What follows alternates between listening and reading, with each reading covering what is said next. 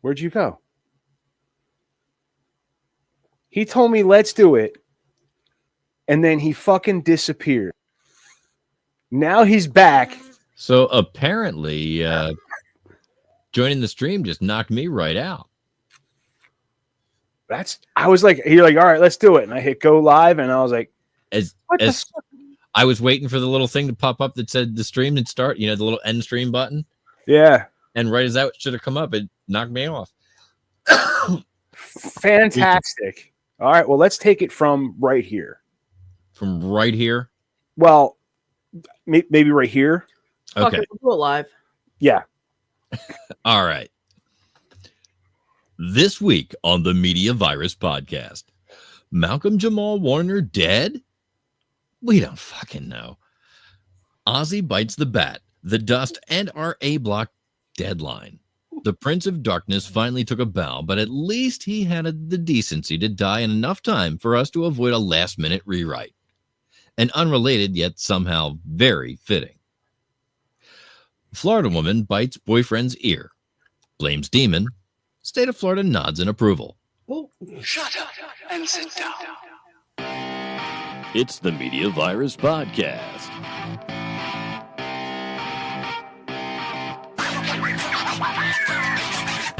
Now here's your infection team. You're not truly a Florida woman until you've blamed a demon while screaming naked on your lawn, covered in blood, with an ear in your mouth. I'm sorry, I jumped the gun. It's giving bath salt. So, hot damn, do we have a show for you people this week? I am Matty Rock Death. The mattiest of all of the rock deaths, and proof positive that anyone can have a podcast. Actually, what it says here is proof that a pulse and an opinion are all you need for a podcast. But you know what? Let's be real.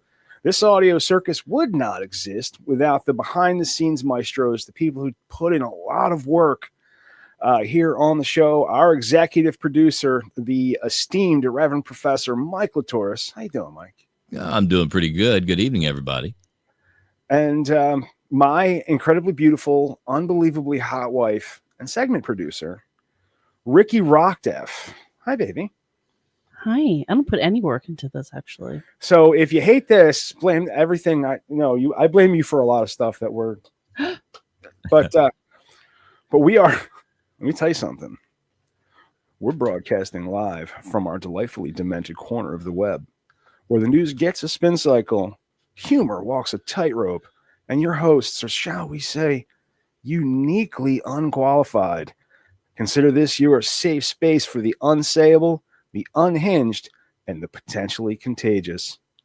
Whether you're seeking anarchy, a chuckle in the face of doom, or you simply hit rock bottom, welcome to the Media Virus Podcast. Let's point and laugh as the world is burning around us. Mm-hmm. Dude, it's been a week, man. Gen X has been hit very heavily this week. We lost some real ones, and then I don't know if we lost. There's questions in my mind, but earlier this week, I was legitimately bummed out. I saw everywhere that Malcolm-Jamal Warner, Theo from the Cosby Show, supposedly drowned in Costa Rica at 54. Yeah, I saw, it's all over the news, and I was mad. I was upset. Dude was the voice of he was part of the Gen X household. Do you understand what I'm saying? He was symbolic for. Yeah, if Bill Cosby, if Bill Cosby used to be America's dad, then Theo was our big brother. Theo Huxtable was America's big brother, and he was the cool big brother who made you laugh. He got yelled at for his grades, and he let you know it was okay to mess up sometimes. And he was the smoke show. Very, very attractive. His whole career, he was as a young man, very attractive man, and he kept that, and he kept a boyishness about him. He was anyway. So then, as the youngest nominee for a supporting actor at 16 years old, also. Wow, for an Emmy. So I put all the information. I give everything to Bite, and I say, hey, we need a segment for this. These deaths, right? because it's not the only death, because That's right. we also, but Burt Reynolds tells me that it's a hoax and provides links to back that up. Right. So I plan this tirade about how the asshole media doesn't do any research, and how people are like, just will run with whatever you fucking tell them. Right? I was on my high horse, let me tell you. Yeah. Fuckers, they don't do any research. Right? I sent Bite after it, and he told me something totally different. But he flagged it. I didn't ask him if Malcolm-Jamal Warner was dead. He told you he wasn't. Right. I am looking this way. Yeah, well, that's the thing is I had this whole, because literally he provided links and I looked at the links and I was like, oh shit, his friends and family, blocking your face. Everybody is denying that these rumors are true, like according to these particular. It was like on page 6 already, like it's real. Yeah. Well, now, but I listen. So today it's like now it's supposedly true. There's only one real. I figured it out. There's only one real option here, Mike. Okay. And he witnessed something horrible, and the feds want him to testify. So they faked his death, but didn't inform his family in time. Okay. Allegedly. I'm the only one making these allegations, but that's besides the look. This is what's happening, folks. All right, just take it. That's what happened. That's what happened to Elvis. That's what happened to Jim Morrison. That's what happened to Malcolm-Jamal Warner. Can we just all agree on that? Does it have to do with Epstein? Probably. Who knows? Yeah. But all right. That's scary. But while Malcolm-Jamal Warner may or may not be dead. I mean, he might be alive. Who the fuck knows? We know. Dude, 54-year-old black man swimming in the ocean. I'm pretty sure we can draw our own conclusion here. Right. Was it Lake Lanier? Right. The feds faked his death. What black guy goes swimming in the ocean? Rich ones. Well, listen. And I think that's where the problem is. It's money. Money. You would not catch a poor black man swimming with, like where sharks live. That's the one point he was going to make. Oh. That's fucking fan. No, I'm not. Can I tell you something real quick and also kind of change the subject?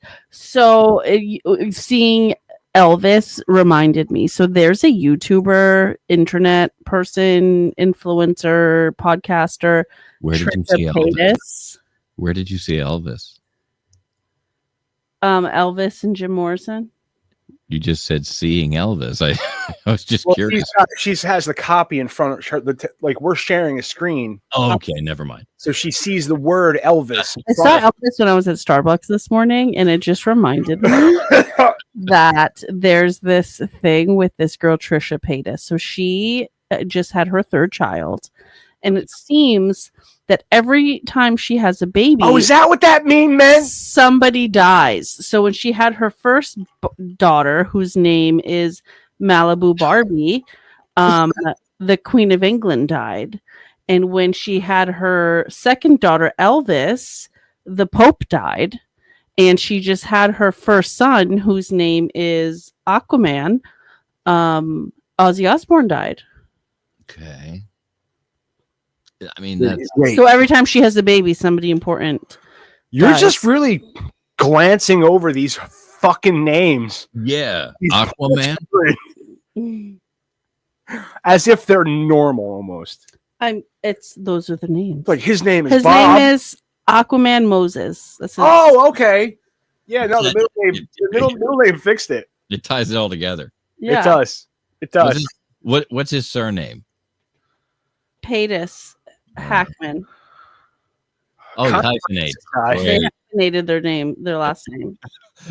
Because that's going to make that kid's life so much better. So Malibu Barbie Paytas Hackman, Elvis paid as Hackman, and Aquaman Moses paid as Hackman are her 3 children. Oh man. You know, if you're thinking about suicide right now, there's a hotline. That might be child abuse. It's like, Also, I don't I have seen some videos of her on TikTok, and not like her videos, but I've seen like she like does a podcast with like some guy who like this video to me seemed like he did not like her. She was like, yeah, that's so cute. And he was like, why do you add an M to everything? And she's like, what do you mean? And then and so we know somebody that talks like this, and so like me and Matt and Nina and like my brother and his wife, like we talk like this all the time, and it's just like really funny. And so that video was circulating in our circle for a while, but like beyond that video, I don't know this woman, but she's very famous. She's a very famous YouTuber. She's famous enough that Page 6 is posting about her kids. Like I don't know anything about her. I think she's like funny or something. Oh, I mean, if you name your child Aquaman Moses, you're definitely funny. Barbie. You're clearly funny to someone. Something. And you named your daughter Elvis. how do you short Aki? Aki. Aki was a nickname on Gossip Girl. There was a half Japanese kid whose name was Aki, Aki. but it was AKI. Well, I mean, I don't. They're probably going to call him Aqua. Aqua. I mean, it doesn't have to be one syllable. Yo, so qua. Aqua, get over here and finish your dinner. Imagine. Can you imagine his friends start calling him a twat man? Anyways, other people died, right? Well, Connie Francis and Ozzy Osbourne. Sorry now. I don't know her. She was a pop singer, sold millions. Even she had a viral TikTok hit this year before she left us. So, R.I.P. Yeah. And Ozzy Osbourne. The Prince of Darkness himself finally took his last bow at 76 after a long battle with Parkinson's. Ever the showman, Ozzy had the decency to die in time to make A Block without a major fucking 827 rewrite. Whether you're blasting Crazy Train in your mom's station wagon or watching him mumble through the Osbournes reality show, Ozzy was the soundtrack for a lot of us growing up. Now, what makes that joke right there really fucking funny? Oh, here we go. Explaining a joke. No.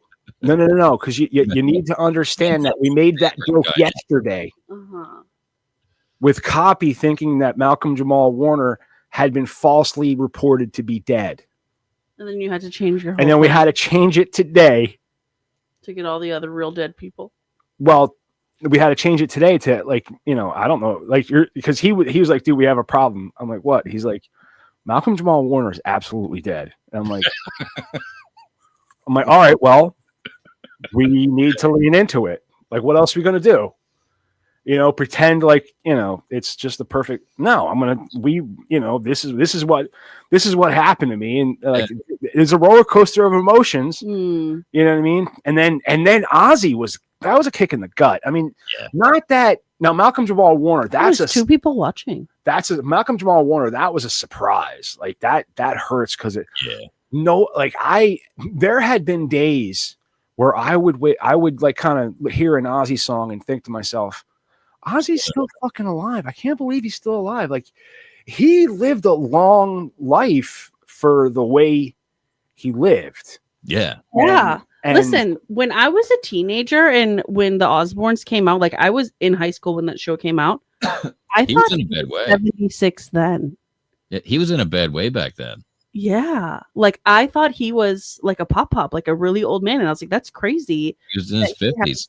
Kids in his like in their 20s. Like I thought it was crazy. No, Like, you forget how young he was when Black Sabbath formed. yeah, like Well, you don't know who this person is. Yeah, You well, just, no, listen, I knew about Black Sabbath. I knew about Ozzy Osbourne. I knew about the whole thing and the bat and whatever. Like, I knew of that just because my brother was into music and him and all of his like white friends were like super into this vibe. But there's still cognitive dissonance when you look at Ozzy and try to wrap your head around all of that stuff. Yeah, I like for so long he didn't look that that old, and then suddenly he did. Yeah, and like when they did the concert a couple weeks ago, I was like, wow, he must be like 90 doing these shows. This is crazy. And lo and behold, he's definitely not 90. He was 76. 76, mate. Come on. I want to start a pool on the over under on check the comments, Mike. See if I want to start a pool on the over under to see when we'll be seeing a hologram Ozzy show. Oh my god, because totally. Sharon is not done making money from Ozzy. Listen, I read a lot about his concert and about him saying farewell and quitting and retiring and all this stuff. And I just thought, like, that's so nice that he knows that I still have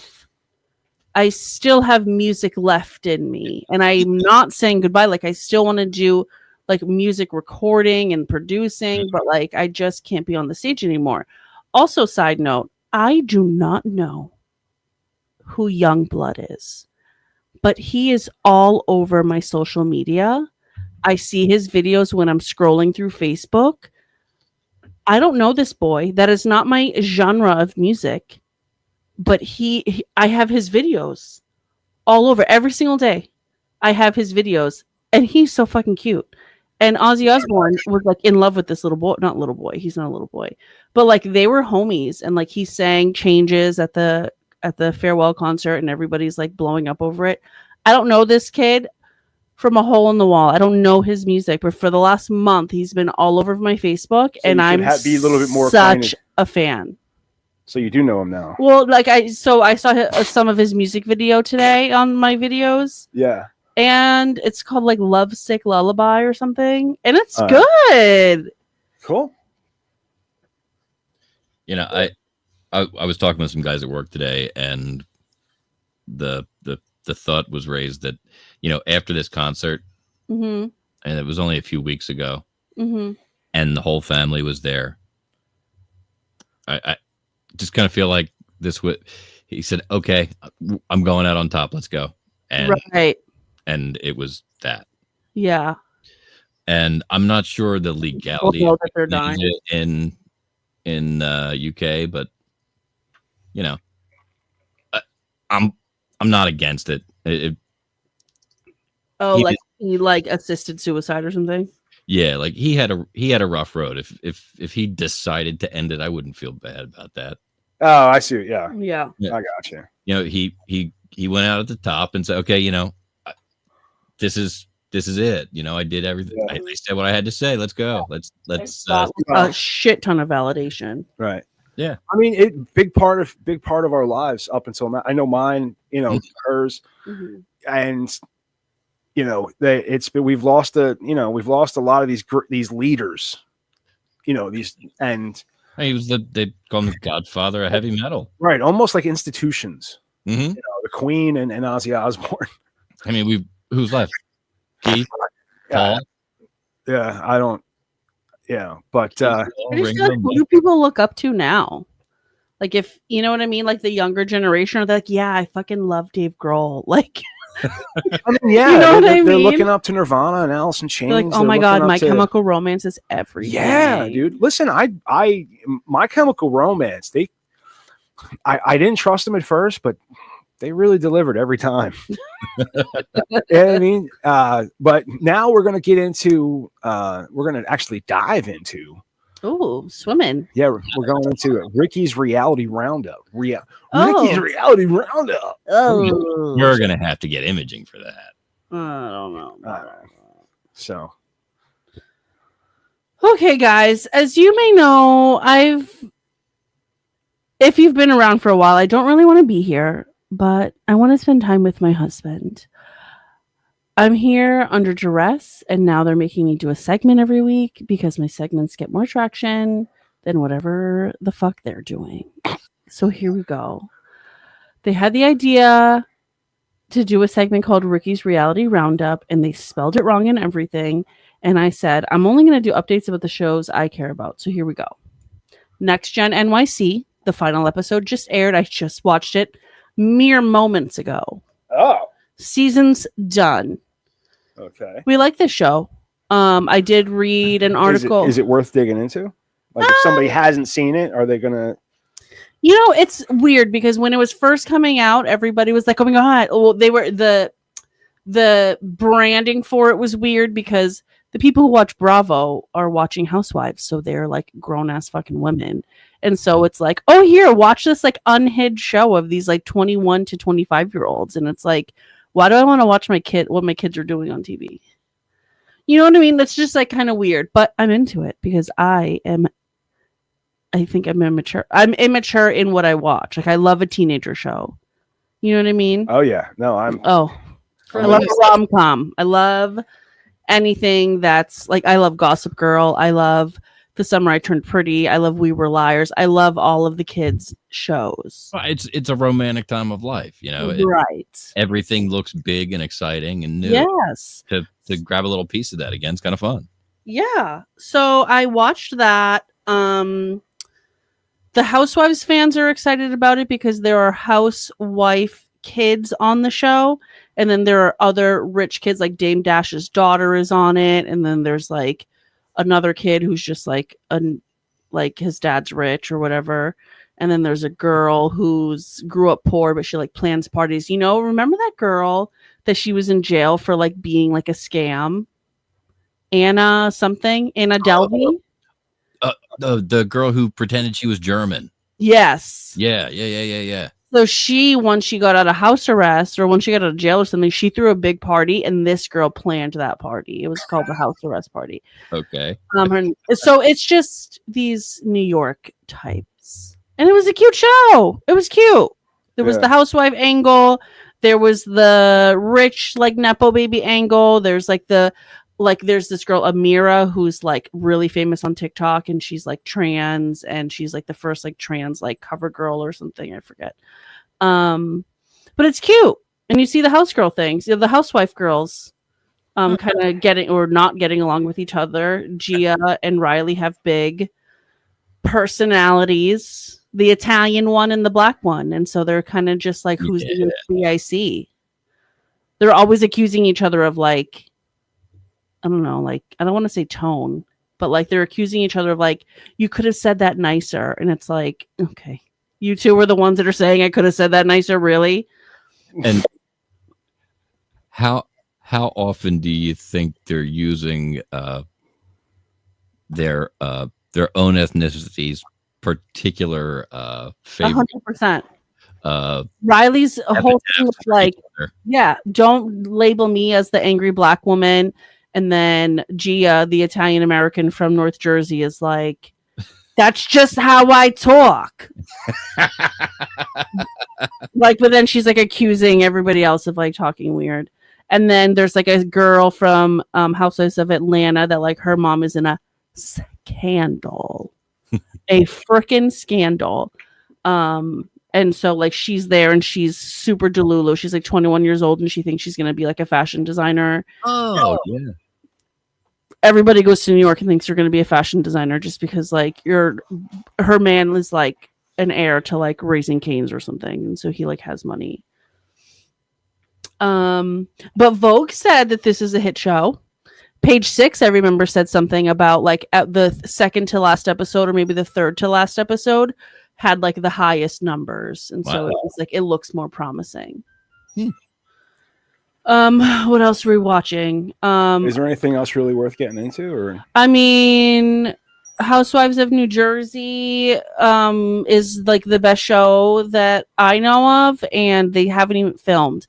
So there's two things about Housewives in New Jersey. When they film during Christmas time, it is comfort. It is the show you didn't know you needed. When they film in summertime, which is what they've been doing for the last few years, Jersey Shore vibes. They're going on vacation. Oh, they just drink and beat the shit out of each other. It's all they. I mean, not really, but there's a fight every episode. I mean, there's a fight. Yeah, every like season, there's like a big like physical altercation. Yeah, every season, there's a big physical altercation. Yes, and so they have not started filming the show. It's been almost 2 years that they haven't filmed the show. So we're a little stressed out. Also, Teresa's has tax problems. The one that's been in jail has tax problems. I feel like the space between seasons has been a game that has been played now ever since the Sopranos did it.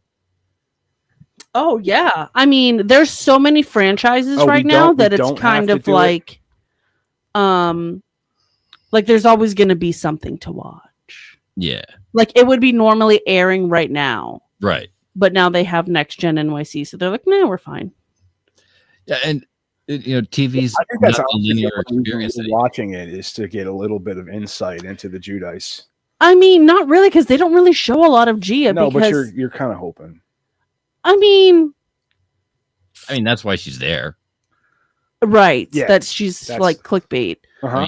But they don't show a lot of her because she lives in North Jersey. It seems like they're all clickbait. Like the one mom's got a scandal, the other one mom's like, it's just let's watch these kids' fucking lives unravel. It's funny because one of the boys said like, or like a lot of the people have said, and even like the Bravo kids said, like some people didn't want to be on the show because of the housewives' kids, and it's like, why do you think this show is getting produced, honey? Who did you think was going to pick up this show if not Bravo? Fucking Tubi? Get out of here. Like, you're going to be like not famous, but you're going to be like, oh, I have a reality TV show on fucking Tubi. Like, you're on Bravo. Be fucking grateful for these Bravo kids that got you in the door. What else am I watching? Below Deck. We love Below Deck. We have always loved Below Deck. I feel like there are not a lot of people that watch this show, but their numbers are huge. And like when I talk about it, there's always somebody that's like, oh yeah, I passed by that show before. It's cute. There's a lot of drama happening. They did the mid-season like preview this last week. And it looks like one of the deckhands hooked up with a very, very drunk charter guest, which is a no-no. It looks like they ended a charter early, not the same charter, but they ended a charter early because the guests were being so crazy and like wild and drunk. That's all. You guys are assholes. We're going home. Literally on a luxury. They will put up with dude. I watched what happened, Dad. I don't mind that show when she's like when we're watching TV together. I'll sometimes watch it. Right. They're still rich, entitled asshole kids, but at least they all have to work. It's on a boat. Not rich, entitled asshole kids. There's a lot of asshole kids. I mean, they're assholes just because like they're young, but like yeah, it's like watching. It's like reality cool Downton Abbey. Okay, sure. That's a good description of it. It really is. It's the help. They still have to be, like where do you get that kind of service if it's not somebody that's literally like your maid? Right. You don't cook anything. You don't want for anything. They will get everything that you need. You don't have to lift a finger. You don't have to make your bed. You don't have to do your laundry. Like this is a different version of luxury and being waited on literally hand and foot. Yeah. There's a guy I went to school with. He's an officer on a private yacht. Oh my God, that's so cool. All right. Well, yes. It doesn't look like a bad thing to do. You get so much money. You know what's a tough thing to do is write a half hour's worth of content and keep it on time. Oh, that's my fault. I changed. No, not at all. I mean, we just because we scripted it doesn't mean it has to get read. That's right. Yeah, but our guest just showed up, so let me tell you, every gas station is peddling CBD everywhere these days. Gummies, lotions, maybe even CBD condoms. I don't know. I've stopped fucking checking. But coming What are up you buying next, condoms for? we're talking to a guy who can actually cut through that noise. Jesse Ginefra from Botana Organics is in the house tonight. He's going to break down what's real, what's snake oil, and how cannabinoids can help without turning you into a patchouli smelling weirdo with a hemp poncho. So don't go anywhere unless you're grabbing snacks or a gummy or a drink, because when we come back, we're talking wellness that actually works with Jesse Ginefra right here on the Media Virus Podcast. Can you guys talk about makeup too? What? Can you guys talk about makeup too? I'll bring it up. Okay, thanks. All right.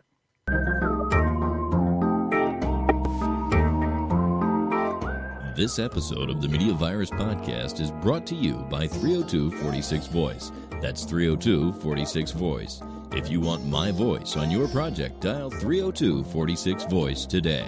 Don't forget to check out our sister show on the Media Virus Podcast Network, Stepmoms Without Children. Join Riki Rockdeff as she takes a deep dive into the fascinating people she meets and thinks that you should meet too. Find Stepmoms Without Children at themediavirus.com, Spotify, Apple Podcasts, or wherever you get your fine podcasts. Special thanks to mysportsreports.com and delawaresports.com, delivering regional sports coverage straight to your devices via stream and podcast. Learn more at mysportsreports.com and delawaresports.com. If you wish to sponsor the Media Virus Podcast, email your contact information to pml@themediavirus.com with the subject line sponsor, or leave us a message at 646-VIRUS01. On behalf of the infection team and our feckless leader, Matty Rockdeff, I'm the Reverend Professor Mike Latoris, coming from to you live high atop Uncle Butch Studios, with one hand firmly on the pulse and the other clawing for a shred of sanity. This has been the Media Virus Podcast. We'll be back next week. Find us at themediavirus.com, on social media, or download us now from your favorite podcast platform.